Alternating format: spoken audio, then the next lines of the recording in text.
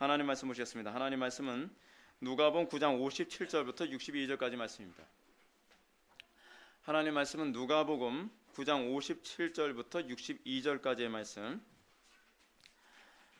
신약성경 108페이지입니다. 누가복음 9장 57절부터 62절까지의 말씀입니다. 찾으셨으면 제가 봉독하겠습니다. 길 가실 때에 어떤 사람이 여짜오되 어디로 가시든지 나는 따르리이다. 예수께서 이르시되 여우도 굴이 있고 공중의 새도 집이 있으되 인자는 머리 둘 곳이 없다 하시고 또 다른 사람에게 나를 따르라 하시니 그가 이르되 나로 먼저 가서 내 아버지를 장사하게 허락하옵소서. 이르시되 죽은 자들로 자기의 죽은 자들을 장사하게 하고 너는 가서 하나님의 나라를 전파하라 하시고 또 다른 사람이 이르되 주여 내가 주를 따르겠나이다마는 나로 먼저 내 가족을 작별하게 허락하소서. 예수께서 이르시되 손에 쟁기를 잡고 뒤를 돌아보는 자는 하나님의 나라에 합당하지 아니하니라 하시니라. 아멘. 이 시간은 누가복음 90번째 강의가 되겠습니다. 주님을 따르려면이라고 하는 제목을 가지고 하나님 말씀 증거하도록 하겠습니다. 주님을 따르려면. 벌써 90번째입니다. 지금 이제야 9장인데 90번째니 앞으로 갈 길이 상당히 멉니다. 이 누가복음이 20장이 넘는데요. 아마 한 전에 창세기 강의했을 때 창세기 강의를 50장인데도 불구하고 225강까지 가지 않았습니까? 이게 200강까지 갈지 모르겠다는 그런 불길한 예감까지 듭니다. 어쨌든 우리가 이 90강까지도 계속 제가 매번 느끼는 게 뭐냐면 이 강의를 이렇게 지속적으로 계속 할 수 있다는 것이 이게 얼마나 큰 은혜인가 하는 생각이 듭니다. 여러분들은 그냥 매주마다 참석을 해서 그냥 그런가 보다 하지만 이것이 은혜가 아니어서는 불가능합니다. 중도에 포기하고 싶은 마음이 얼마나 많겠습니까? 벌써 누가복음 가지고서 벌써 2년째 지금 강의를 하고 있으니 하나님의 은혜가 어찌나 감사한지요. 그리고 매번 강의를 할 때마다 하나님께서 그 본문에 대한 적절한 해석을 허락하여 주시고 그리고 그 본문을 우리에게 적용시켜 주시는 은혜가 얼마나 감사한지 모릅니다. 자, 어쨌든 우리가 오늘 시간 우리는 이 부분에 대한 묵상을 우리가 하고자 합니다. 무엇이냐면 복음을 오늘날 얼마나 값싸게 여기는가. 이것이 너무나 일반화된 표현입니다. 값싼 복음이라는 얘기가 우리는 교회 안에 굉장히 편만하게 돌고 있습니다. 오늘날 사람들은 천국에 가기 위해서 복음을 받아들인다고 합니다. 그러나 그리스도의 행적까지 고지식하게 따를 의향은 별로 없다고 얘기합니다. 이거 참 굉장한 모순입니다. 굉장한 모순이에요. 이런 교인들의 반응 속에서 우리는 복음과 그리스도의 행적을 따름이 분리된 것처럼 생각되어지는 경향이 상당히 많이 있습니다. 분리된 것 아닙니다. 즉 천국 가는 복음 따로 있고 그리스도를 따르는 가르침이 따로 있는 것처럼 보이는 거예요. 그러니까 마치 칭의와 성화가 별개 문제인 것처럼 생각해요. 물론 칭의가 성화는 아닙니다. 그러나 칭의는 성화를 유발합니다. 여러분들이 의롭게 되었다고 한다면 여러분들은 반드시 거룩한 삶에 대한 열망과 열정이 여러분들 속에 들어오게 되어 있습니다. 여러분은 주를 따르지 않고 천국에 갈 수 있다고 생각합니까? 이 말은 주님을 믿지 않고 복음만 믿고 천국에 가겠다는 모순된 표현입니다. 이거 참 여러분 웃기는 얘기 아닙니까? 나는 주님을 믿지 않겠는데 난 복음은 믿고 싶어. 왜냐하면 천국에 가고 싶으니까 라고 얘기를 하고 있다는 거예요. 우리가 주님을 믿는다면 그 뒤를 따르는 것은 당연하죠. 그렇죠? 여러분 복음을 한마디로 요약하면 뭡니까? 예수 그리스도예요. 그게 복음이에요. 그 복음. 그러나 복음을 믿는다고 하면서도 주님께서 따르라고 하시는 길을 따르지 못하겠다고 합니다. 그것이 오늘날 교인들에게서 일반적으로 나타나는 모습입니다. 이 말은 주님을 믿지는 못하겠다는 말과 같은 말입니다. 믿는다면 따르는 게 정상입니다. 그렇다고 한다면 오늘날 교인들은 주님은 믿을 수 없지만 복음은 믿을 수 있다는 궤변을 늘어놓고 있습니다. 근데 자기가 궤변 가운데 빠져 있다는 것을 깨닫지 못하고 있어요. 주님을 따라가야 주님께서 계신 천국에 도달할 수 있습니다.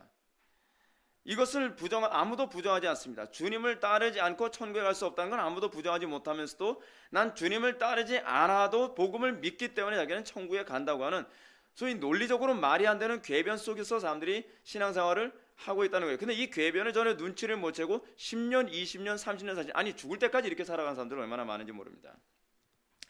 물론 여기서 여러분들이 오해하지 말아야 될 게 하나 있습니다. 제가 이런 말씀을 드리는 것은 구원이 어떤 조건에 달려 있다는 얘기는 아닙니다.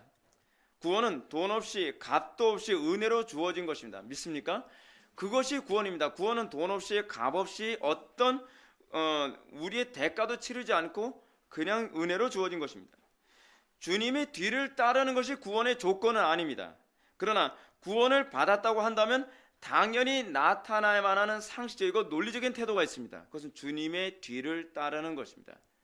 그래서 한 사람의 구원 여부를 판단하는 분별하는 아주 중요한 시금석 중에 하나가 뭐냐면 sanctification, 성화입니다. 성화. 그 사람에게서 성화가 지속적으로 나타나지 않는다고 한다면 그 사람에게서 진정한 이 소위 생명 없는 구원을 말하는가라고 하는 부분에서 좀 다시 한번 이 점검을 해야 될 필요성이 있다는 것입니다.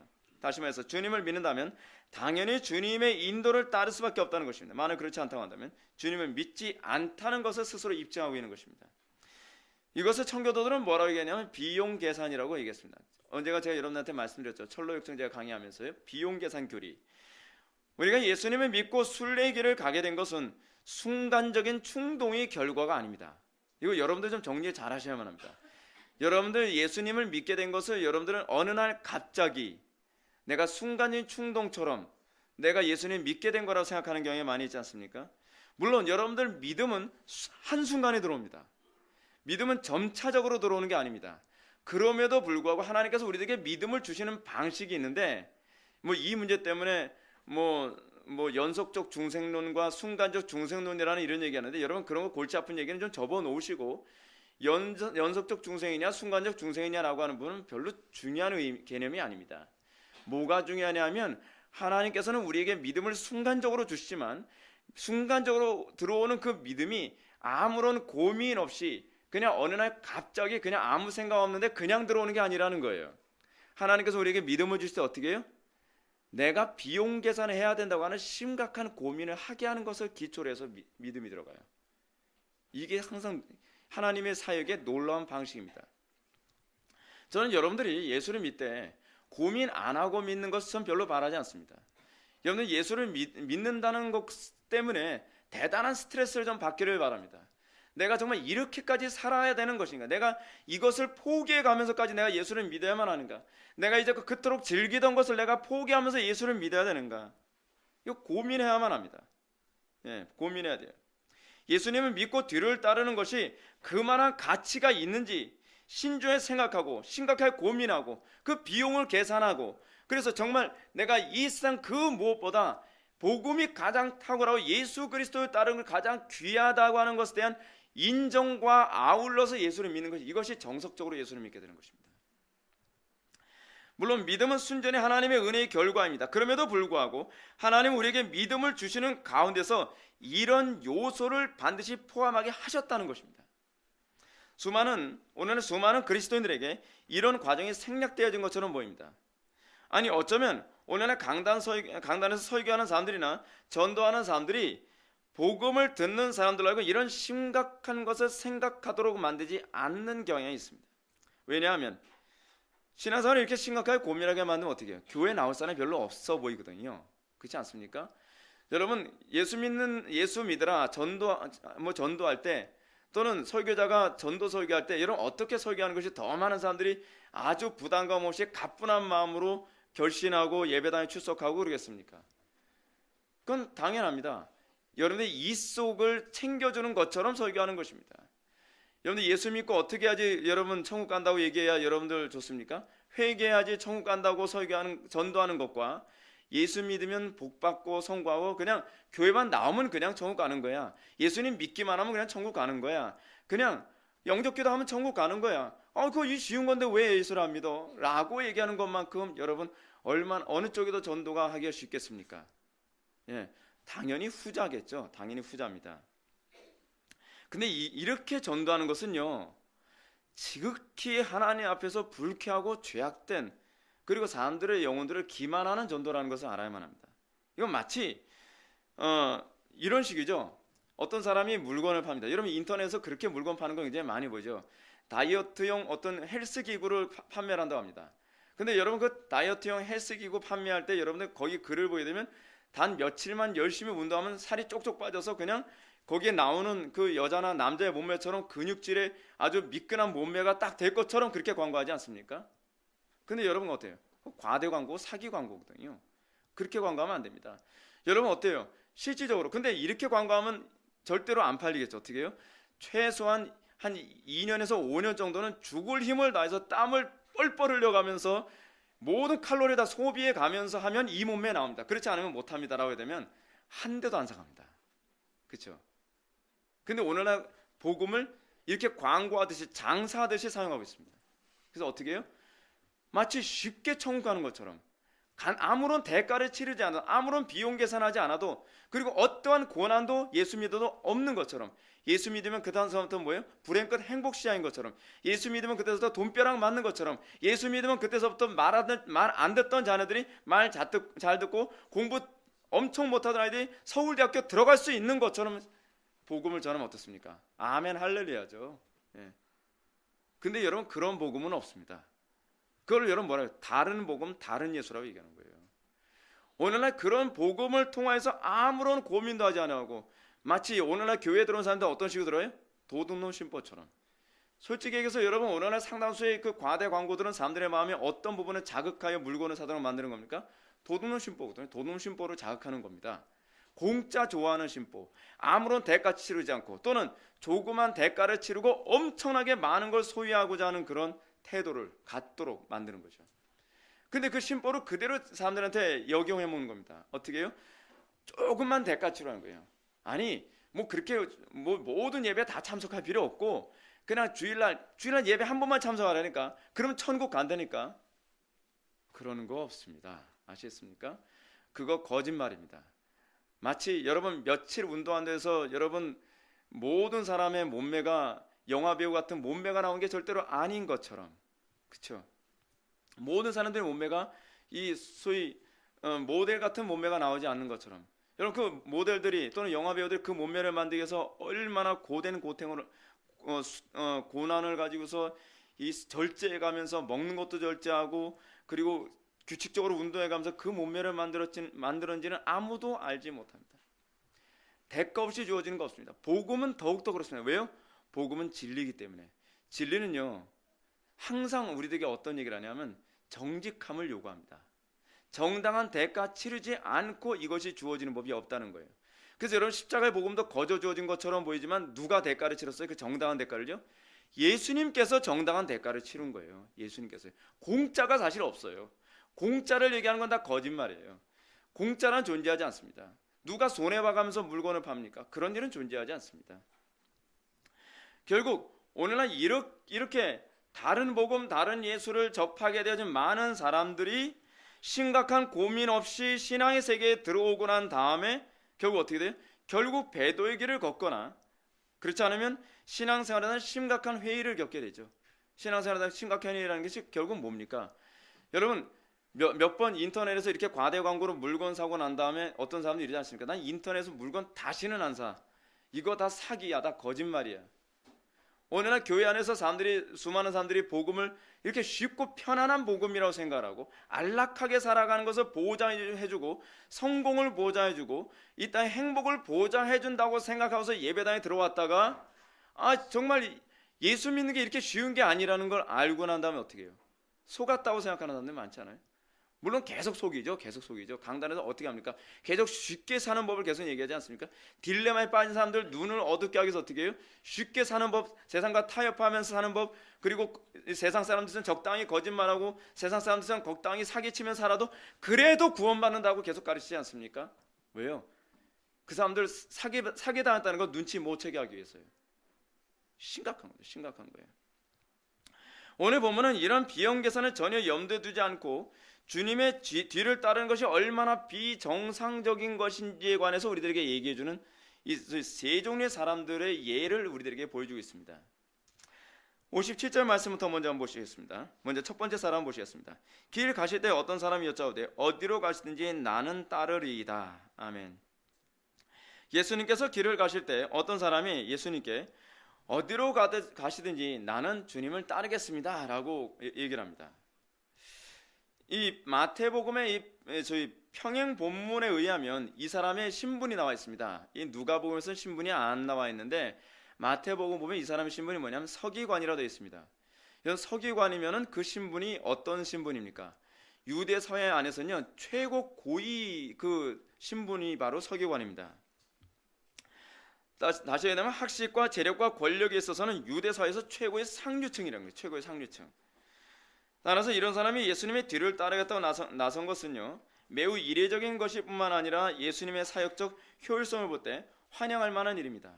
여러분 예를 들어서 우리 교회 그렇지 않으면은 뭐 국무총리라든지 뭐 대법원장이라든지 뭐 그런 사람이 우리 교회에 와서 정말 나 이 교회에서 신앙생활 열심히 하기 원합니다라고 한다면 여러분 어떻겠습니까? 그냥 아멘 할렐루야죠. 뭐 저 사람 돈도 있겠다, 권력도 있겠다, 뭐 지식도 있겠다, 뭐 다 가지고 있으니까 어찌하든지 그 사람이 조금이라도 감정 틀어져서 교회 안 나가려고 무지냐 애를 쓰지 않겠습니까? 좋은 점만 막 얘기하고 싶겠죠. 그래서 어찌하든지 우리 교회에 정착시키고 싶겠죠. 어찌하든지 그 사람이 이 교회에선 정말 마음 놓고 적응할 수 있도록 만들어주고 싶겠죠. 근데 여러분 우리가 항상 성경적으로 생각합시다. 그것이 성경적인가를 한번 생각해 보자는 거예요.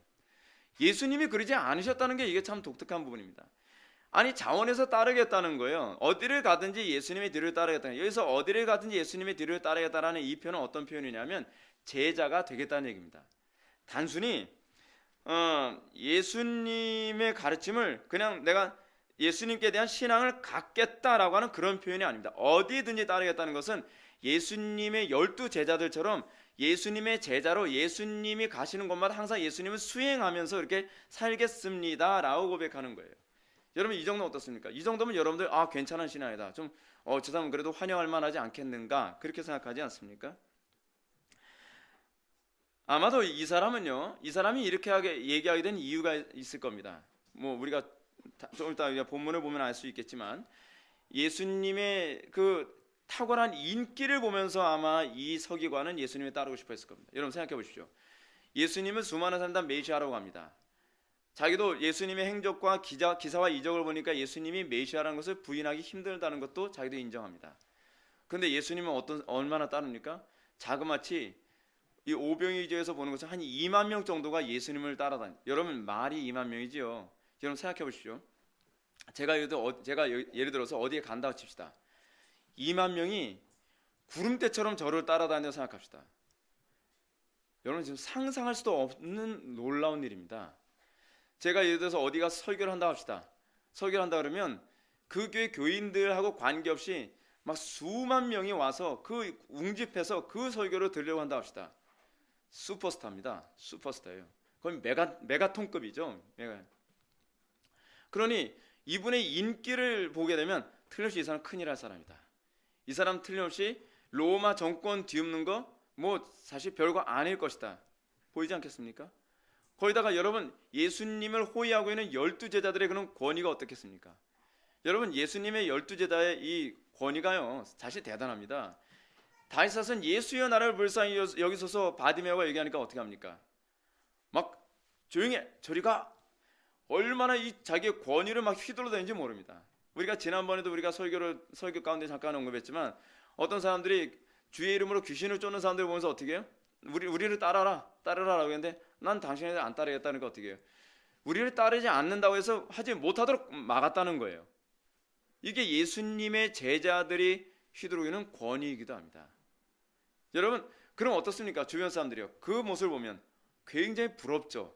야 나도 예수님을 호위해서 그래도 내가 서기관인데 저 어부들도 지금 12 제자 축에 들어가는데 서기관 같은 내가 만약에 예수님의 제자로 내가 예수님 호위하겠다 그러면 내가 수제자 정도 안 되겠냐 라는 생각하지 않았겠습니까?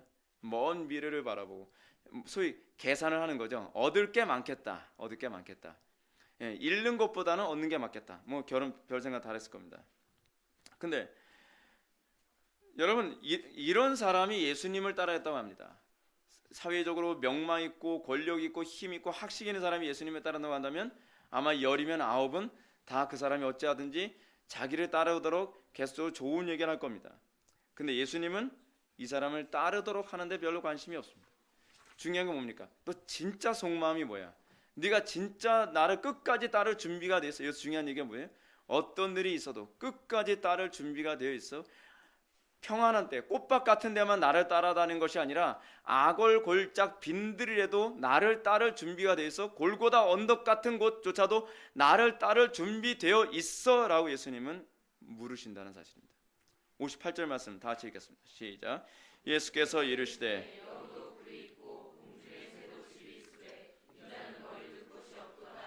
아멘. 예수님 항상 사람들을 외모로 보지 않고 중심을 보시는 분이십니다. 그런 예수님께서 이 서기관에게 여우도 굴이 있고 공중의 새도 집이 있으되 인자는 머리에 둘 곳이 없다라고 얘기하십니다. 이 말씀이 의미하는 바가 무엇입니까? 예수님의 사역 가운데 긍정적이고 화려하면 매력적인 요소만 보지 말라는 겁니다. 예수님의 긍정적이고 화려하고 매력적인 요소만 보면은 따르고 싶을지 모르나, 너 맨날 호텔에서 잠자고 살지? 너 맨날 정말 좋은 차 끌고 다니고 살지? 에쿠스, 제니시스 그런 거 타고 다니지? 너희가 나를 따라다닌다면 그런 혜택 기대하지 말라는 겁니다. 여러분, 맥 빠지는 소리 아닙니까? 우리가 지난 본문에서도 계속 봤던 것처럼 제자도 조금 들뜰 때마다 예수님이 계속 맥 빠지게 만들지 않습니까? 예수 기껏 자기가 예수님 따르겠다고 기분이 잔뜩 들떠서 왔는데 예수님이 맥 빠지는 소리 합니다. 너 에쿠스 버릴 생각하고 나처럼 샌들 신고 그 먼 거리 항상 걸어다닐 생각해라. 너 맨날 그 호텔 같은데 그 좋은 잠자리 좋아할지 모르겠지만 나는 굴도 없이 때로는 그 동산에서 잠잘 때가 한둘이 아니다. 그래도 너 불편한 잠자리 감수할 준비 되어 있냐? 더 나아가서 너 나 때문에 고난당할 때 많을걸?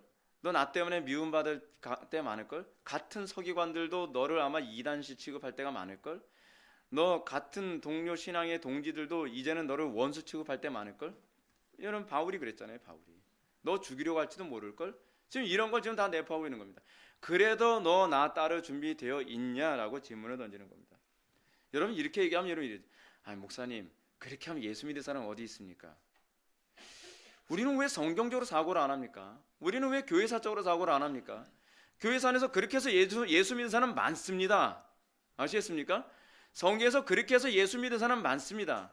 어떤 사람이 예수 믿어요? 택한 백성은 그 복음에 귀를 기울이게 되어 있어요. 왜 예정론 믿는다고 하는 장로교회가 택한 백성들이 이런 복음 듣고 올 거라고 믿질 않습니까? 예? 사기꾼 같은 사람들, 욕심으로 가득한 사람들을 어째나 하나 더 끌어안혀서 헌금이라도 조금이라도 더 내도록 만들기 위해 그런 사람들을 끌어안히고 싶어 합니까? 권력있고 힘있는 사람들을 어떻게든지 비유 맞춰가면서 그 자리에 앉아있도록 만들기를 원합니까? 그러니까 교회가 부패하고 썩고 타락해버리는 거예요. 예수님은 우리들에게 그렇게 하지 말라고 얘기합니다. 이렇게 복음을 전해도 십자가를 전해도 복음 듣고 올 사람은 온다는 것입니다. 여러분 저는 개인적으로 기독교의 탁월함이 여기 있다고 생각합니다. 이런 복음에도 반응하는 사람들이 있다는 거예요. 저는 그래서 예정론이 믿어지는 거예요. 상식적으로 여러분 이런 가르침에 따를 사람이 어디 있겠습니까? 성경은 우리에게 그럼에도 불구하고 따를 사람이 있다고 얘기합니다. 예수님은 좀 그렇게 얘기합니다. 기독교 신앙생활은요, 기독교 신앙생활에 화려함이 있습니다. 기독교 신앙생활에 정말 감격이 있습니다. 기독교 신앙생활에 탁월함과 기쁨과 정말 긍정적인 요소들이 굉장히 많습니다. 그러나 여러분들이 항상 기억해야 될 것이 있습니다. 그 긍정적인 요소만을 바라보면요 실족한다는 사실입니다. 여러분 물 위에 떠있는 백조라는 말 여러분 들어보셨습니까? 물 위에 떠있는 백조가 어떻습니까? 물 위에 떠있는 백조는 겉으로는 굉장히 우아합니다. 굉장히 품이 있어 보입니다. 물 위에 동동동동 떠다니면서 긴 목과 흰 털을 그 자태를 뽐내면서 백조가 다니는 것을 보는 사람들 어떻습니까? 야 아름답다 부럽다. 근데 여러분 백조가 그 눈에 보이지 않는 그 물 밑에서 물갈퀴질을 얼마나 부지런히 하는지 여러분 아시죠? 이게 바로 물 위에 떠있는 백조라는 말 아닙니까? 이게 흔히 속담처럼 얘기하는 말입니다. 백조가 그 우아한 자태를 드러내기 위해서 그리고 그렇게 우아하게 이렇게 다니기 위해서 백조는 보이지 않는 물 밑에서 너무나 발빠르게 그리고 너무나 분주하게 계속 물질을 한다는 것입니다. 그래서 물 위에 떠있는 백조란 말은 겉보기에 여유롭고 멋있어 보이지만 보이지 않는 곳에서 엄청난 노력을 하고 있다는 얘기입니다. 여러분 우리는 우리 주변에 정말 화려함을 추구하는, 화려하게 살아가는 사람들 보면서 우리는 겉모습 보면서 어떻습니까? 화려함을 부러워하지 않습니까? 우리는 이런 모습 때문에 우리는 연예인 부러워하는 애들 상당히 많이 있습니다. 근데 여러분, 연예인들 부러워할 거 하나도 없다는 거 아시죠? 연예인들의 그 화려함 뒤에 얼마나 이 피눈물 나는 일이 얼마나 많이 있는지 그거는 생각하지 않습니다. 우리는 성공한 사람들 부럽다고 얘기합니다. 우리는 한 시대를 주름잡은 그 위대한 위인들 부럽다고 생각합니다. 근데 여러분, 부러워할 것만의 문제가 아닙니다. 그들이 얼마나 많은 대가를 치른 사람인지 알아야만 합니다. 그들이 얼마나 많은 순환을 극복한 사람인지 알아야만 합니다. 그들은 정말 분주하게 자기의 모든 인생을 다 뿜어가며 살아간 것입니다. 여러분, 공부 잘하는 거 멋있지 않습니까? 운동 잘하는 거 멋있지 않습니까? 한 분에서 최고가 되는 건 멋있지 않습니까? 거저 주어지지 않습니다. 여러분, 김연아라고 하는 그 여자가 스포츠계에서 지금 최고의 거두로 지금 손가락 꼽히지 않습니까? 근데 김연아가 그 수준까지 되기 위해서 얼마나 많은 대가를 치렀다고 얘기합니까? 김연아는 아주 FM의 그 자세를 만들기 위해서 한쪽 방향을 계속 돌게 되면 몸이 자꾸 틀어진다고 얘기하거든요. 골격 전체가 다. 그러니까 대부분 이 교과서적인 자세가 나오지 않은 이유가 뭐냐면 몸이 틀어지면서 통증이 너무 심하기 때문에, 그래서 약간의 테크닉, 요령을 발휘해가지고 그걸 피해간다는 거예요. 그래서 그 교과서적인 자세가 안 나온다는 거예요. 근데 김연아에 관한 얘기가 그렇습니다. 김연아는 그 자세를 만들기 위해서 요령을 안 핀다는 거예요. 그래서 그 기술을 연마하고 나면 이 뼈 같은 다 틀어져가지고 통증이 너무 심하기 때문에 다시 잡아주는 그 지압을 또 받아야 된다는 거예요. 마사지를요. 항상 그 고통을 감수해 가면서 영광을 얻게 됩니다. 여러분, 대가 치르지 않고 영광을 얻는다는 건요, 다 가짜입니다. 오늘날 우리가 그것이 너무나 만연되어 있습니다. 지금 여기서도 지금요, 예수님께서도 서기관에 동일한 질문을 던지고 있는 겁니다. 예수님의 사역이 겉으로 보기엔 낭만적이고 멋있어 보일지 모르나 실상은 비용 계산을 하지 않고선 도무지 따를 수 없는 길이라고 우리들에게 질문을 던지고 있는 겁니다. 믿음이 아니면 따라올 수 없는 길이며 자기를 부인하지 않으면 따라할 수 없는 길이라는 겁니다. 그게 바로 신앙입니다. 그게 신앙입니다. 오늘날 이 시대의 교회들은요, 예수님의 이런 말씀에 귀를 기울여야만 합니다. 예수를 믿는 것 틀림없이 영광스럽고 가장 위대한 길입니다. 멋있습니다. 아름답습니다. 그러나 그 길이 그렇게 낭만적이기만 한 길은 아니라 우리가 그 이면에 얼마나 많은 대가를 치러야 되는지도 반드시 염두에 두어야만 합니다. 이 길을 걷기 위해서는 무엇보다도 모든 환상을 버려야만 합니다. 환하고 형통하고 천국에서 흰옷을 입고 날아다니는 거 여러분 꿈꾸고 있습니까? 여러분, 그 이전에 예수님은 뭘 얘기합니까? 십자가를 지고 자기를 부인하고 주님의 고난에 동참하는 것, 의를 위하여 핍박받는 것에 동참할 것을 우리들에게 요구하고 있습니다. 예수님께서 말씀하시는 것처럼 여우도 굴이 있고 공중의 새도 집이 있을 때 인자는 머리 둘 곳이 없다는 것, 이것이 바로 이 땅의 성도가 가는 길입니다. 여러분, 여기서 굉장히 중요한 표현이 안 했죠. 여우가 뭐가 있어요? 굴이 있죠. 공중에 나는 새도 뭐가 있어요? 집, 그러니까 둥지가 있어요. 하나님께서 창조하신 모든 피조물조차도 이런 보금자리의 혜택을 받으며 살아가는데, 창조주이신 성자께서는 그 혜택까지도 오히려 부인해 가면서 이 사역을 감당하고 있다는 것입니다. 얼마나 낮아졌다는 걸 아실 수 있죠. 얼마나 비하의 길을 살았다는 거 아시죠. 여러분들, 우리가 자존심 세울 것 다 세우고, 우리가 고집 부릴 것 다 부리고, 내가 추구할 것 다 추구하고, 내가 즐길 것 다 추구하고, 세상 사람들처럼 여행 갈 거 다 가고, 놀러 갈 거 다 놀러 가고, 즐길 거 다 즐겨가면서, 여러분, 예수 믿는 것에 대한 영광 나타나고 생각하지 마십시오. 마치 여러분, 이 수험생들 어떻습니까? 남들처럼 잘 거 다 자고, 놀 거 다 놀고, 뭐 어디 여행 가고 다 놀러 가면서 좋은 성적 나올 수 없잖아요. 그만큼 대가를 치러야 돼요. 이게 성경이 우리들에게 얘기하는 바입니다. 우리가 정직하게 우리가 복음을 전해야 되고, 우리는 복음에 대해서 정직하게 우리가 받아들일 수 있어야만 합니다. 이전에 십자가의 고난이 따른다는 거 알아야만 합니다. 다시 말해서 세상 사람들은 화려하고 안락하고 행복하게 살아가지만 주님의 뒤를 따르는 사람들은 그런 낭만과 환상은 머릿속에서 어느 정도 접어야만 합니다. 간혹 많은 사람들이, 특히 젊은 사람들이 예수 믿는 것을 이런 낭만으로 여기는 경향이 상당히 많이 있습니다. 이게 문제입니다. 이게 문제예요. 젊은 시대의 추억이나 만들겠다는 식으로 예수를 믿는 경향이 있습니다. 여름에는 외국 나가서 단기 선교하고, 가을엔 교회 축제를 하고, 그리고 겨울엔 성탄절날 사랑하는 이성과 추억 만들게 하고, 이게 예수 믿는 거라고 착각을 하고 있습니다. 지성적인 교회들을 다니는 사람들은 이제껏 알지 못했던 다양한 교리와 지적 만족을 추구하면서 이 지적인 즐거움을 누리면서 신앙생활은 이게 기독교라고 착각을 하고 있습니다. 또 어떤 사람은 기독교 신앙을 낭만적으로 생각하면서 하나님이라는 존재를 자기 인생의 낭만적 소재로 여기면서 낭만을 풀어가듯이 이 신앙생활하는 사람이 있습니다. 여러분, 기독교 신앙생활 그렇게 낭만적인 거 아닙니다. 기독교 신앙생활은요, 현실입니다. 현실. 신앙은 그런 게 아닙니다. 어느 시대든지 신앙은요, 피가 철철 흐르는 전쟁터의 중심에 서 있는 것이 신앙생활입니다. 그래서 신앙은 낭만이 아닙니다. 치열함과 고독감과 처절함으로 대변할 수 있습니다. 자동차에 기독교를 상징하는 액세서리를 걸어놓고 다니는 세련된 라이프 스타일이 아니라는 것입니다. 우리 교회에 대해서도 여러분들이 염두에 둬야 될 것이 이것입니다. 어느 정도 교회의 모습이 쉽게 만들어졌다고 생각하지 마십시오. 앞으로도 여러분, 우리가 생각하는 그런 하나님께서 원하시는 성경적인 교회가 만들어지는 것, 그렇게 쉽게 만들어질 것이라는 낭만적으로 생각하지 마십시오. 앞에서 목사님이 돌교 앞으로 하고, 앞에서 목사님이 설교 잘하고, 앞에서 목사님이 기도 많이 하면 알아서 그렇게 되지 않습니다. 여러분, 알아서 그렇게 된다는 것만큼 미신적인 신앙이 없습니다. 알아서 그렇게 된다는 것만큼 비성경적인 신앙이 없습니다. 하나님께서는 항상 어떤 목표를 우리에게 보여주시고 그에 대한 비전을 제시하고 난 다음에 우리에게 요구하는 것이 무엇이냐 아십니까? 대가 치르라는 겁니다. 그 정당한 대가 치르면 내가 이렇게 만들어 주겠다는 것입니다. 우리 회복교회가 지금 여기까지 온 것도 이 정도의 안정됨과 이 정도의 모습을 지니게 된 것도 그냥 주어진 거 아닙니다. 10년이라는 많은 세월이 흘렀고, 그 안에서 많은 투쟁이 있었고, 그 가운데서 많은 고뇌와 고독과 탄식과 피눈물 흘리는 기도가 여기까지 오게 만든 것입니다.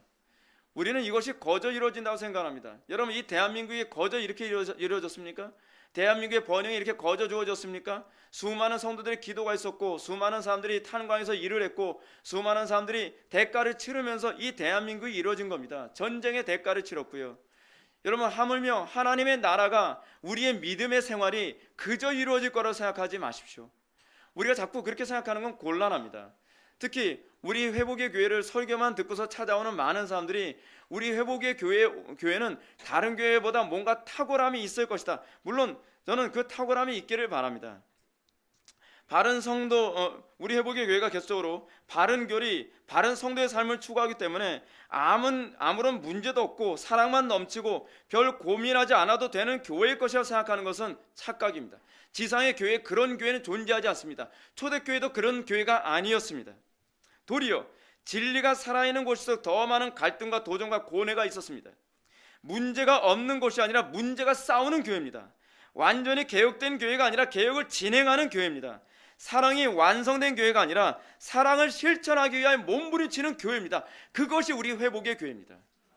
우리가 회복의 교회를 항상 생각할 때 이 회복의 교회가 완전체라고 생각하지 마십시오. 지상에서 이 회복의 교회가 완전한 교회의 모습을 소유하지는 않을 것입니다. 그 완전한 교회의 모습은 영원한 천국에서 나타나야 될 것입니다. 우리는 그 완전함을 바라보면서 끊임없이 싸우고 끊임없이 고민하고 끊임없이 눈물을 흘리고 기도하는 그런 공동체일 뿐입니다. 여전히 미약하고 여전히 낮은 상태의 모습입니다. 우리가 이 회복의 교회를 생각하면서 내가 과연 정말 이 교회를 위해서 내가 그 하나님의 영광을 위하여, 그리고 내가 이 순례자의 길을 걸어가는 데 있어서 나는 과연 어떠한 대가를 치르며 살 것인가를 고민하십시오. 이것이 신앙입니다. 저는 오늘날 우리나라 사회 안에서 전반적으로 나타나는 것이 뭔지 아십니까? 제가 제일 안타깝게 생각하는 게 이겁니다. 남이 피눈물 흘리면 그 혜택만 보겠다고 생각하는 것. 여러분, 이 나라, 이 국가가 어떻게 이루어졌습니까? 그 혜택만 누리려고 하지 마십시오. 다음 세대 혜택을 주는 사람이 되십시오. 저는 우리 회복의 교회가 정말 제가 바라는 것이 무엇이냐면, 많은 사람들이 소위 우리 교회를 찾을 때에 우리 교회가 가져다주는 혜택을 무엇인가도 얻기 위해서 찾아온다는 그런 생각이 들 때가 가끔가다 있습니다. 그리고 그런 생각을 가지고 온 사람들은 대번에 실망하고서 교회를 떠납니다. 어쩔 수 없죠. 어쩔 수 없어요. 저는 그것이 성경적이라고 봅니다. 제가 오늘 본문에서 얘기한 첫 번째 유형의 사람들이 너무나 많다는 겁니다. 신앙은요, 여러분들이, 제가 수도 없이 얘기를 했는데, 여러분들이 우리 교회에 다니면서 내가 어떠한 혜택을 얻을까를 이제는 지워버리십시오. 내가 이제 이 혜택 안에서 어떻게 더 많은 사람들이 이 혜택을 누리도록 내가 희생하고 헌신할 것인가를 고민하십시오. 누군가 그런 얘기 했었죠. 여러분 누가 얘기인지 여러분 다 아는 얘기죠. 국가가 나에게 무엇으로 해줄까 생각하지 말고 내가 국가를 위해서 무엇을 할까 생각하라. 이것은 모든 영역에게 그대로 해당되어지는 얘기입니다. 여러분들이 이 교회에서 어떤 혜택을 받을까를 고민하지 마십시오. 더 많은 사람들이 우리 공동체에서 혜택을 누리도록 하기 위해 내가 어떻게 헌신할까를 고민하십시오. 문제가 있으면 거기가 여러분들이 썩고 죽어져야 될 영역입니다. 그것을 위해서 여러분들이 그 자리에 온 겁니다. 여러분들이 우리 공동체 안에서 뭔가 부족하다 생각한다면 그 부족함을 채우기 위해 여러분들이 이 자리에 오게 된 것입니다. 우리 회복의 교회가 정말로 경건하고 정말 성경적이고 탁월한 교회가 돼서 저는 다음 세대에 혜택을 주는 교회가 되길 바랍니다. 저는 이 한국교회에 혜택을 주는 교회가 되길 바랍니다. 우리가 진정으로 혜택을 받기 위해서 신앙생활을 한다면 여러분들은 아직 기독교가 뭔지 모르는 사람입니다. 우리가 기독교인이라고 한다면 여러분들은 우리는 그러지 않습니까? 자꾸 사람들이 이런 사람들이 많이 있습니다. 한국교회 교인들에게도 그런 교인들이 많아요. 다 된 교회를 찾아다닙니다. 예배당 건축 다 끝나고 교회가 안정되고 뭔가 다 된 교회. 회사도 어떻습니까? 다 된 회사들. 벤처기업 같은 데 가서 별로 자기가 뭐 고소해 가면서 불안정하게 살지 않겠다는 거예요. 안정된 회사, 안정된 교회, 안정된 어떤 모임들, 안정된 데만 찾아다닌다는 거예요. 저는요 개인적으로 그런 사람이 과연 뭘 건질 게 있을까라는 생각이 많이 듭니다. 오히려 부족한 데 가서 내가 그것에 뭔가 혜택을 끼칠 생각을 해야 되죠. 그게 기독교인입니다. 기독교인은 부족한 데 가서 그것을 오히려 개혁하고 오히려 그것에 혜택을 끼쳐서 그것이 소금이고 그것이 빛 아니겠습니까? 야, 저 사람 때문에 우리 회사가 살았다. 아, 저 사람 때문에 우리 교회가 이렇게 되었다. 아, 저 사람 때문에 우리 가정이 이렇게 좋았다. 아, 저 사람 때문에 이 한국교회 이렇게 살게 되었다. 저는 이 한국교회가 교회사 안에서 이 회복의 교회가 등장함으로 말미암아 한국교회가 이런 혜택을 받았다라고 교회사 안에 기록되어지길 바랍니다. 저는 여러분들이 그렇게 헌신되길 바랍니다. 여러분들 이렇게 생각하죠. 나도 신앙생활 힘듭니다. 저도 힘듭니다. 그러나 여러분들이 다른 사람에게 어떤 유익을 끼칠까를 생각하면 내 힘든 것은 점점 안 보이기 시작합니다. 내가 힘들다는 거에만 시선을 고정하면 여러분은 점점 더 힘들어지게 될 것입니다. 우리는 끊임없이 내 주변에 나도 힘들지만 내가 누구를 섬기고 누구에게 혜택을 줄 것인가를 고민하십시오. 그러면 여러분들은 위대한 사람이 될 것입니다. 그것이 그리스도인의 삶이고 그것이 하나님께서 우리에게 원하는 성도다운 삶인 것을 미리 잊으시 바랍니다. 이제 두 번째로 비용 계산이 아직 이루어지지 않은 두 번째 사람이 있습니다. 59절 말씀 보시겠습니다. 다 같이 읽겠습니다. 시작.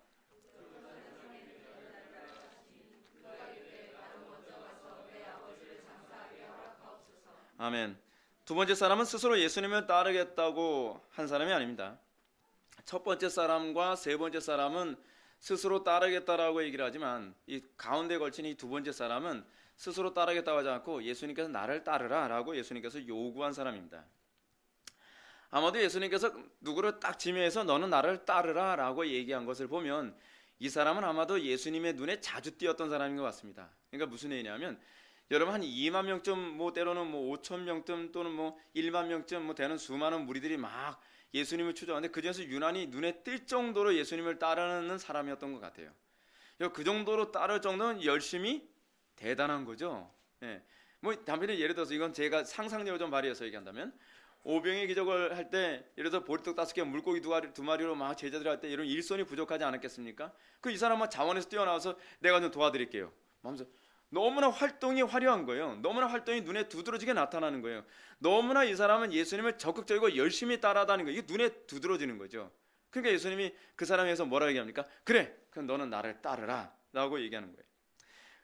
근데 문제는 무엇이냐면 이 사람의 표면적으로 봤을 때 그렇게 열심히 있고 정말 주님께서 하시는 모든 일에 열정적이고 긍정적이고 그리고 능동적으로 이렇게 활동하는 사람으로 보여지는데 문제는 뭐냐면 예수님께서 너는 나를 따라 이 표현이 무슨 표현이라고요? 너는 나의 제자로서의 삶을 살아라라는 얘기거든요. 근데 여러분 누가복음을 잘 기억하십시오. 누가복음에서 제자는 항상 뭘 얘기한다고요? 구원받은 하나님의 백성을 규정할 때 항상 그 제자라는 단어를 제한적으로 사용합니다. 이렇게 한정적인 표현이에요. 너는 나를 따르라 라고 이 얘기를 하자 이 사람이 이런 얘기를 합니다. 나로 먼저 내 아버지를 장사하게 허락하옵소서라고 얘기했다는 사실입니다. 표면적으로 본다면 여러분 이 반응은 잘못된 반응이 아닙니다. 여러분 10계명 중에 제5계명이 뭐죠? 내 부모를 공경하라. 내 부모를 공경하라라고 하는 이 5계명에 위배됩니까? 위배되지 않습니까? 위배 안 되는 얘기입니다. 우리가 상식적으로 봤을 때 맞는 얘기입니다. 타당한 얘기입니다. 자, 그러나 이런 반응에 대한 예수님의 반응은 의외입니다. 예수님께서 60절에서 이렇게 말씀하십니다. 이르되 죽은 자들로 자기의 죽은 자들을 장사하게 하고 너는 가서 하나님의 나라를 전파하라 라고 말씀하십니다. 여러분 이 예수님의 말씀은요, 얼핏 잘못 들으면 어떻게 들을 수 있냐면 제5계명을 거부하도록 가르치는 것처럼 보입니다. 그러니까 5계명과 충돌을 일으키는 명령처럼 보여진다는 거예요. 근데 여러분 이 부분까지 한 묵상을 가만히 해봤습니다. 왜 이 제5계명과 충돌을 일으키는 것 같은 요구를 예수님께서 하셨을까 했을 때 다른 어떤 주석에도 이 부분에 가서 이렇게 속 시원하게 얘기하는 부분이 없는데 정광석화처럼 하나님께서 저에게 이렇게 떠올리게 하는 부분이 있었습니다. 그 뭐냐면 여기서 이 부분이 우리에게 힌트입니다. 먼저 이 부분을 먼저 얘기하고서 제가 설명해 드리겠습니다. 죽은 자들로 자기 죽은 자들을 장사하게 하라고 해서 첫 번째 죽은 자들은 뭐예요? 영적으로 죽은 자들을 얘기하는 거죠. 그리고 죽은 자들을 장사케 하고 했을 때 이 자기의 죽은 자들이 누구냐면 육체적으로 죽은 자들을 얘기하는 것입니다. 다시 말해서 이런 하나님의 나라와 의에 대하여 아무런 관심이 없는 자들, 즉 가족이나 친지에게 그냥 맡기라는 겁니다. 그리고 뭐예요? 내가 하나님의 나라의 의에 관심이 많다면 너는 가서 하나님의 나라와 의를 그냥 전하라. 하나님의 나라를 전파하는 일에 힘쓰라라고 얘기하는 거예요. 여기서 무엇을 우리에게 보여주고 있냐 하면 아주 중요한 메시지를 담고 있습니다. 예수님은 지나친 요구를 하고 있는 것이 아닙니다. 예수님은 도리어 구약의 개념을 그대로 가르치고 있는 거예요. 어떻게 구약의 개념을 그대로 가르치는데 이렇게 얘기할 수 있습니까? 구약의 개념이 제5계명 준수하라는 거 아닙니까? 구약의 계명이 어떤 계명인지 아십니까? 제사장은 성전 봉사를 할 때에 집안에서 가족이 죽어도 그것에 신경 쓰지 말라는 거예요. 제사장 직무가 끝날 때까지 사랑하는 가족들이 죽어도 제사장은 제사장 직무만 충실하게 수행해야만 합니다. 우리는 그거 어디서 봤죠? 누가복음 앞부분에서 사가랴의 모습을 통해서 우리 발견하지 않습니까? 그분 그대로예요. 그걸 그대로 얘기하는 거예요. 하나님 나라는 뭐죠? 하나님 나라 동의어가 뭐라 했죠? 성전 아닙니까? 성전. 구원받은 하나님의 백성은 어떤 사람이라는 거예요? 성전 봉사자라고 얘기하고 계시는 거예요. 지금요. 네가 하나님 나라 성전 봉사자라고 얘기한다면 그것은 우선순위에서 차선이라는 겁니다. 우리에게 있을 우선순위는 무엇입니까? 하나님의 나라와 의, 즉 성전 봉사가 우리의 우선순위라고 얘기하는 것입니다. 예수님은 억지를 얘기하는 것이 아닙니다. 성전 봉사는 제사장적 삶을 살아가는 것이 신약교회의 모습이라고 얘기하는 것입니다. 이거 신약교회예요. 이게 신약교회의 모습이에요. 마찬가지로 신약의 성전이라고 할 수 있는 하나님의 나라 전파사에게 부름받은 그리스도의 제자들은 모든 일의 우선순위에 있어서 하나님의 나라와 의의를 두어야만 합니다. 경제적인 어려움을 당하거나 건강이 상하거나 명예를 상실하거나 가정에 어려움이 있거나 감정이 어렵더라도 우리는 하나님의 나라와 의의를 무엇보다도 앞서서 추구해야만 합니다. 때로는 여러분들 손혜원 목사님 여러분 간증문 여러분들 읽어보셨죠? 손혜원 목사님 간증문에서 뭐가 나옵니까? 여러분 부모가 부모된 존재로서 자녀들 교육하는 것이 우선순위죠. 근데 손혜원 목사님이 어떤 태도를 견지했습니까? 신사참배 때문에 어려움을 당하니까 자녀들 교육하는 것이 우선순위임에도 불구하고 그것보다 더 우선순위가 있다는 것을 알고 있죠. 뭐예요? 하나님의 나라와 의. 그러니까 너희들 공부 못해도 어쩔 수 없다. 너희들 뿔뿔이 흩어지자. 우리 가족 흩어져야 된다. 그렇지 않으면 우리 신사참배할 수밖에 없다. 학교를 못 다니게 한 거예요. 하다못해 가족들의 죽음 앞에서도 손혜원 목사님의 사모님은 어떤 태도를 견지합니까? 너무 아버지 때문에 슬퍼하지 말라는 거예요. 왜요? 하나님의 나라와 의를 위해서. 오늘날 이 시대 교회가 자꾸 뭐를 망각하고 있는지 아십니까? 우리가 성전 봉사자라는 것을 망각하고 있습니다. 우리의 first priority, 우리의 최고의 첫째 우선순위가 뭔지를 자꾸 망각하고 있습니다. 뭡니까? 자녀 교육입니까? 성공입니까? 잘 먹고 잘 사는 겁니까? 그렇지 않으면 우리가 세상에서 남부럽지 않게 사는 것입니까? 남들보다 더 건강하게 살아가는 겁니까? 우리는 자꾸 목사님 내가 건강해야 더 많이 봉사하잖아요. 내가 이번에 성공해야 내가 하나님께 더 많이 헌신할 수 있잖아요. 내가 일해야 되잖아요. 우선순위를 자꾸 바꿔달라고 자꾸 하나님께 요구합니다. 아니요, 그렇지 않습니다. 예수님께서 지금 뭐라 얘기합니까? 내 아버지를 장사하는 것에 우선순위를 두는 사람이 뭘 얘기해요? 아니, 너의 우선순위 그게 아니야 라고 얘기하고 있습니다. 너의 우선순위는 성전 봉사에, 너는 제사장으로 부름받은 존재야. 너는 먼저 그의 나라와 그의 의를 위해 그것을 먼저 생각해야 될 문제야. 여러분, 이 문제가 우리에게 얘기하는 바가 무엇입니까? 여러분들 삶에 여러 가지 문제가 있습니다. 여러분들에게 있어서 가장 심각하고 힘들고 어려운 문제가 있습니다.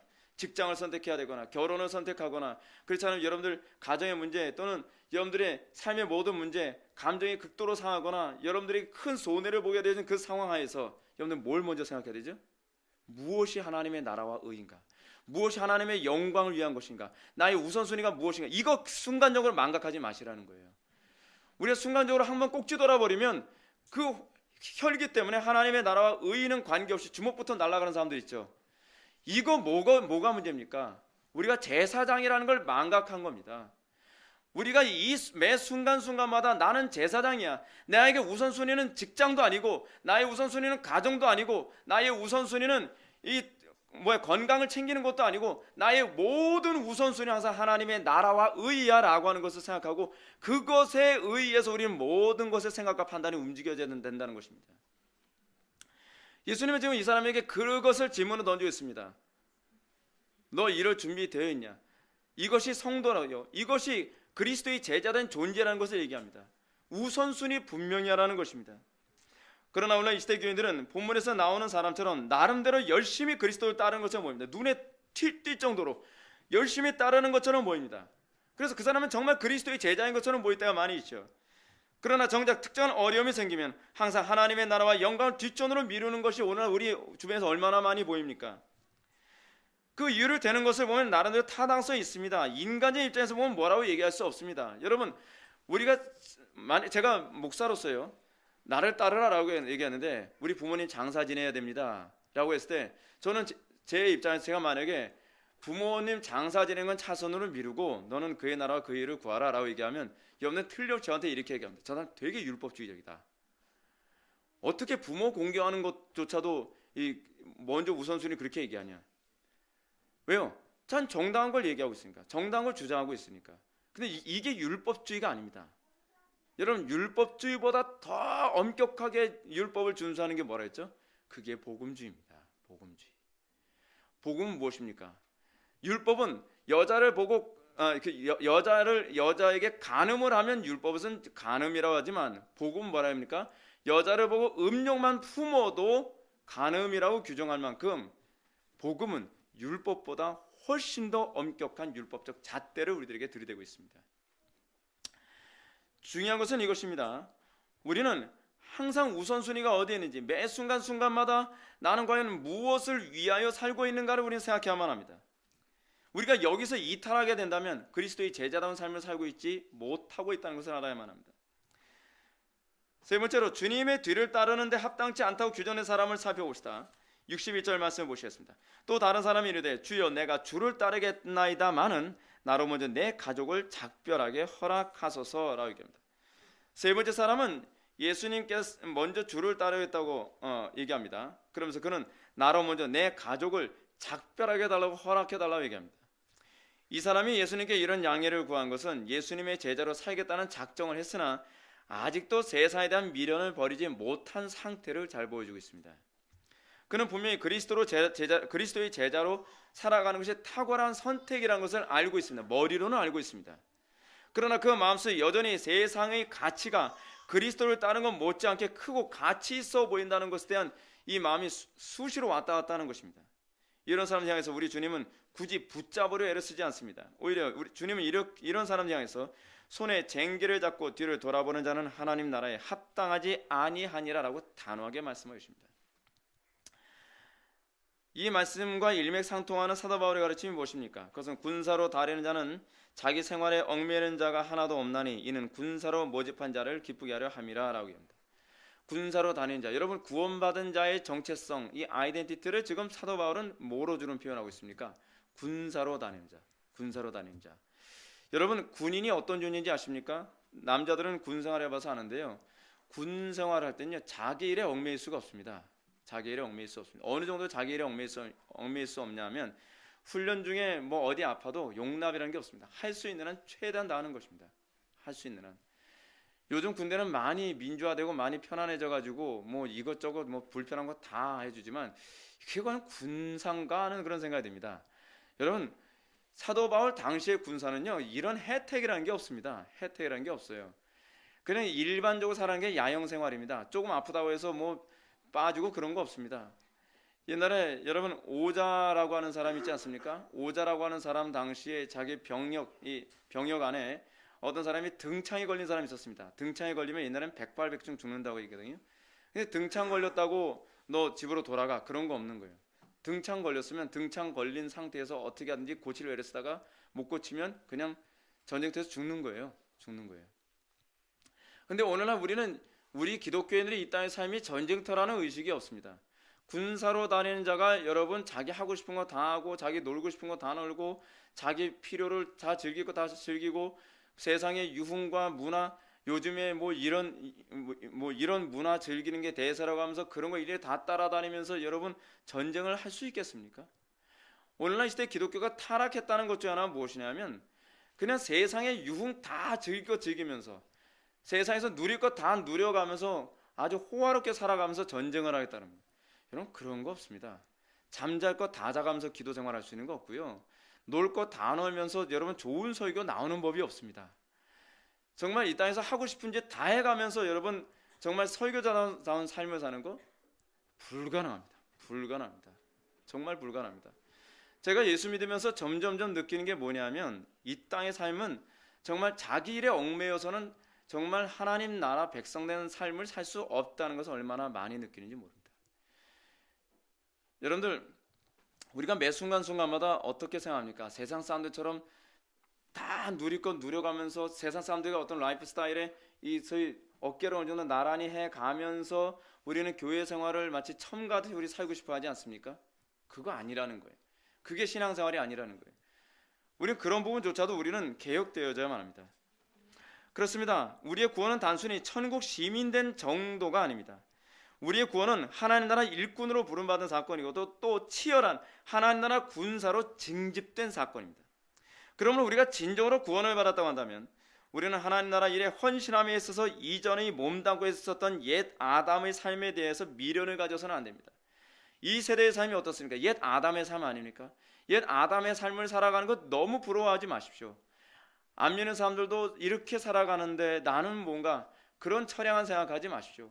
안 믿는 사람들도 때 되면은 뭐 금요일날 캠핑카 타고서 뭐 어디 가지고서 뭐 구경하고 또 명절 돼서 뭐 한 5일 정도 그 연휴가 되게 되면 외국으로 뭐 놀러 가고 뭐 너무 그런 거 여러분 따라다니지 마십시오. 여러분 누릴 거 다 누려가면서 놀 거 다 놀면서 여러분 즐길 거 다 즐겨가면서 세상 사람들처럼 할 짓 다 해가면서 여러분 천국 가겠다는 것 안 믿는 사람들도 욕합니다.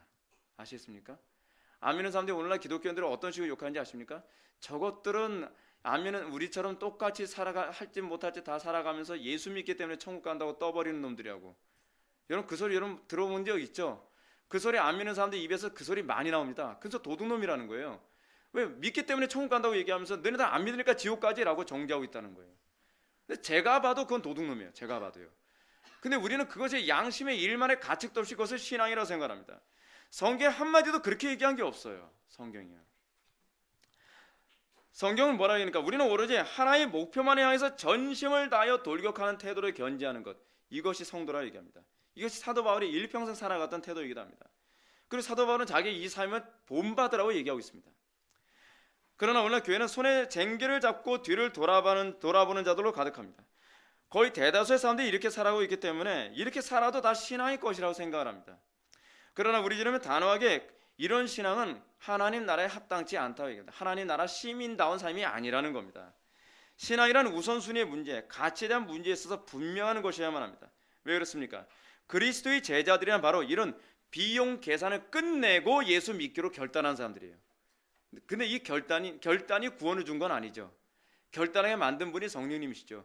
믿음으로 결단되어진 거예요. 이 부분에 대한 오해는 하지 않았으면 좋겠습니다. 하나님의 자녀들은 하나님 나라의 가치를 볼 수 있는 눈이 열린 사람입니다. 이 눈이 열린 사람이라는 게 중요합니다. 여러분, 하나님 나라의 가치의 눈이 보이기 시작합니까? 그 가치의 눈이 띄어졌기 때문에 세상 가치를 좀 우습게 보기 시작하게 된 겁니다. 마치 이거죠. 여러분, 다이아몬드의 가치에 눈을 뜨게 되어지면 절대로 비스켓하고 바꾸지 않죠. 그렇죠? 옛날에 스페인의 그 군인들이 남미에 가가지고서 그 남미의 어느 지역을 여러분 옛날 제국지 시대였으니까 막 그 다 정복을 해가지고서 원주민들이 가지고 있었던 다이아몬드를 막 무수히 빼앗아 갔다 그러지 않습니까? 근데 스페인 군사들이 봤을 때 아이들이 공기놀이 하고 있는 게 있는데 공기하는 놀이가 가만히 보니까 뭔가 했더니 다이아몬드라는 거예요. 다이아몬드가 너무 흔하니까. 근데 얘들이 이 가치를 몰라요. 그러니까 이 스페인 군사들이 어떻게 했다 그래요? 비스켓 주고 바꿨다 그러잖아요. 이게 오늘날 우리 기독교인들의 모습 아닙니까? 세상의 가치가 비스켓하고 다이아몬드를 비교하는 가치만큼 아주 가치 없는 것인데, 우리는 그 비스켓 같은 세상의 가치에다가 다이아몬드 같은 하나님 나라의 가치를 맞바꿀 만큼 눈이 어두운 거예요. 여러분, 그래서 구원은 어디서부터 출발하는지 아십니까? 안목의 변화부터 시작합니다. 안목이 변화됐기 때문에 이렇게 살아라 해서 사는 존재가 아니라 이렇게 살 수밖에 없는 존재로 살아가는 것입니다. 여러분들이 하나님 나라 가치가 세상의 어떤 가치보다 탁월해 보이는 은혜가 여러분들에게 주어지기 바랍니다. 여러분의 안목이 바뀌기를 원합니다. 여러분들이 그것에 대한 그 안목 때문에 이 세상 그 무엇하고도 난 바꿀 수 없다. 여러분, 비스켓 한 트럭 갖다 준다고 해서 다이아몬드하고 바꾸겠습니까? 그 바보죠, 바보. 그걸 바꾸는 걸 바보라고 얘기하지 않습니까? 제가 신앙생활하면서 제가 느낀 게 하나 있습니다. 하나님께서는 왜 나를 이렇게 고통 가운데 고난 가운데 자꾸 몰아붙이는가? 그 이유가 있더라고요. 그 이유가, 그 가치를 깨닫기 전에는 하나님이 너무하다고 생각을 했었어요. 근데 하나님 나라를 유업으로 주는 것이 이 땅에서 좀 못 먹고 못 살고 천대받고 사는 것보다 훨씬 뛰어나다는 것을 나중에 알게 됐어요. 아, 이렇게 가치 있는 걸 주시려고 나에게 비스켓을 뺏은 거구나. 다이아몬드 주려고 비스켓 뺏었는데 우리는 어떻습니까? 비스켓 뺏었다고 울고불고 원망하고 그러는 거예요. 한심하죠. 답답한 거죠. 답답한 거예요. 하나님께서 우리에게 주어져 하는 하나님 나라 유업이요, 다이아몬드하고 사실 비교가 안 되는 것입니다. 그래서 제가 여러분한테 얘기한 게 그거예요. 주일 성수 생명 걸고 하라. 죽기 살기로 기도해라. 하나님 영광 위에 살아. 여러분, 주일 성수 생명처럼 하라는 것이요, 여러분 이게 얼마나 가치 있는 것인지 아십니까?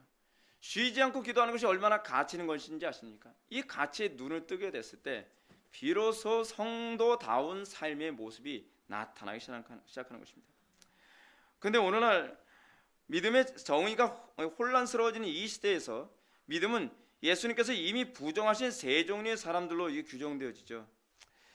겉으로 보기에는 종교적 화려함과 낭만 때문에 주의 뒤를 따르겠다고 하는 사람들, 그것도 이제 신자라고 사람들 생각하지 않습니까? 괜찮은 신앙이라고요. 세상에 현실적 어려움과 괴로움이 있을 때마다 하나님의 나라와 하나님의 영광을 무시하며 살아도 신앙일 거라 자꾸 생각합니다. 마지막으로 하나님 나라의 사역을 하면서도 여전히 세상에 대한 미련을 버리지 못하고 세상의 가치, 하나님 나라의 가치를 포기하는 이런 것도 어느 정도 신앙일 거라고 생각합니다. 그럴 수밖에 없죠. 그럴 수밖에 없어요. 왜냐하면 오늘날 거의 대다수의 신자들이 이 정도의 열정이나 진지함도 없기 때문에 그래요. 여러분 잘 보십시오. 오늘 예수님께서 얘기하신 이 세 종류의 사람 있지 않습니까? 이 세 종류의 사람이 만약에 우리 회복의 교회에 딱 나오면 여러분 어떻습니까? 대단히 신앙 좋은 사람으로 보여요. 이 정도만 되더라도요. 한국교회 안에서 이 세 종류의 신앙 정도만 되더라도요, 상위 10% 안에 들어가는 신앙입니다. 아시겠습니까? 상위 10% 안에 들어가는 신앙인데 예수님께는 인정을 못 받는 신앙이에요. 근데 우리 한국교회 안에서 어떻게 하냐면, 여러분 대부분 교회 안에서요, 헌신한다, 교회 핵심 멤버다 하는 사람들이 거의 이 세 종류의 그룹 안에 다 들어있는 사람입니다. 이 사람들, 이 10%가 교회를 거의 움직일 만큼 열심으로 일하는 사람들이거든요. 근데 예수님께서 이 정도도 신앙이 아니라고 얘기하는 거예요. 그러니까 어떻게 합니까? 그의 나라와 그의 일을 우선순위로 여기고 세상의 가치를 비스켓처럼 여기는 사람들은 어떤 사람으로 치게 됩니까? 대단히 올바른 신앙이 아니라 광신자처럼 치게 되는 거예요. 지나친 신앙처럼 여겨지는 거예요. 지나친 거 아닙니다. 그게 정상입니다. 우리가 이 혼란에서 빠지지 않을 수 있는 가장 중요한 것이 뭐냐면 성경이 그 스탠다드를 제공하고 있기 때문에 그렇습니다. 소위 다수결에 의해서 스탠다드를 제공한다면 틀림없이 예수님이 규정하신 신앙은 이상한 신앙입니다. 광신입니다. 지나친 신앙입니다. 그러나 하나님 나라에 합당한 신앙은 오늘 본문에 나오는 세 종류의 신앙으로는 여전히 미흡한 신앙이라는 것을 우리가 기억해야만 합니다. 사랑하는 성도 여러분, 우리가 이 시대를 살아가면서 여러분들은 과연 하나님과의 관계 속에서 비용 계산을 하고 정말 진지하게 고민하고 신앙생활을 하고 있습니까? 그냥 얼떨결에 교회에 나와서 그냥 이렇게 신앙생활하면 그냥 천국 가겠지 막연히 신앙생활하지 않습니까? 여러분 고민하십시오. 고민해야만 합니다. 그게 신앙입니다. 내가 정말 이렇게 신앙생활하는 게 옳은가 고민하셔야만 합니다. 여러분 우리의 신앙의 선배들 중에서 끝까지 배도하지 않고 끝까지 신앙의 바른 길을 걸어갔던 사람들, 그냥 어느 날 아무 생각 없이 교회 나왔다가 그냥 교회 집사되고 권사되고 장로되고 뭐 목사되고 그런 사람들 없습니다. 그 사람들은 예수 믿기 전에 내가 정말 내가 이러면서까지도 예수를 믿어야 되는가? 내가 이 땅에서 이 삶을 과연 계속 유지해야 되는가? 세상의 쾌락과 향락과 다 즐겨봤는데 이것이 너무나 가치없고 허무하고 무가치하다는 것을 깨닫는 가운데, 그래 복음만이 유일한 소망이고 복음만이 최고의 가치다라고 하는 그 깨달음 안에서 예수를 믿게 된 사람들, 그게 우리의 신앙의 선배들이 보여줬던 신앙의 소위 모델입니다. 모델. 근데 우리는 소위 거짓 복음에 너무 익숙해져 있어서 아무 생각 없이 소풍 가듯이 예배당에 와서 그냥 들러리 하듯이 그냥 교회만 왔다 갔다 하고 그냥 한 중간 정도만 신앙생활하면 그냥 천국은 그냥 얼렁뚱땅 갈 수 있겠지라고 생각을 하는 그 모습 때문에 교회의 모습이 이상해져 버려 말았습니다. 아무리 이것이 스탠다드다라고 얘기해도 따라오질 않습니다. 교회가 점점 이상하게 비대해져 가고 바보같이 돼가고 부도덕해져 가고 기독교인 하게 되면 무책임한 사람으로 규정되고 있습니다. 제가 여러분한테 말씀드렸죠. 기독교인들은 어떤 사람이라고요? 어딜 가든지 내가 무슨 혜택을 받을까 하는 사람이 아니라 어디 가든지 내가 거기서 혜택을 주는 사람. 여러분 이 정도만 돼도요 세상에서 정말 깜짝 놀랄만한 사람 됩니다. 사랑하는 성도 여러분, 오늘날 우리가 이 시대를 바라보면서 우리 회복의 교회와 모든 성도들이 정말 추구해야 될 신앙의 스탠다드가 어딘지, 기준이 어딘지를 우리 다시 한번 규정하는 기회가 되길 바랍니다. 내 신앙생활에서 다시 한번 회개와 각성과 개혁이 있기를 바라고요. 내 신앙생활에서 정말 하나님 앞에 정말 옳다 인정을 받는 신앙에 내가 부합하는 삶을 살기를 진정으로 원합니다. 내가 이 믿음 소유하기 원합니다. 우리가 이 정말 하나님께 규정하신 그 믿음 안에 굳건히 서는 저와 여러분 되기를 주님의 이름으로 축원합니다. 기도하시겠습니다. 사랑이 많으신 하나님 아버지, 우리의 믿음이 정말로 성경에 규정한 믿음의 수준으로 우리가 살아가기를 원합니다. 우리를 통하여 하나님의 영광이 나타나고 우리의 삶을 통해서 정말 하나님의 기쁨을 이기지 못하시는 그런 은혜가 임하기를 원합니다. 우리에게 정말 각성된 마음 허락하여 주시고 우리로 하여금 이 믿음의 기준 안에서 우리가 전심을 다하여 살아갈 수 있도록 은혜 베풀어 주옵소서. 예수님의 거룩하신 이름으로 기도하옵나이다. 아멘. 우리 다 일어나서 찬송가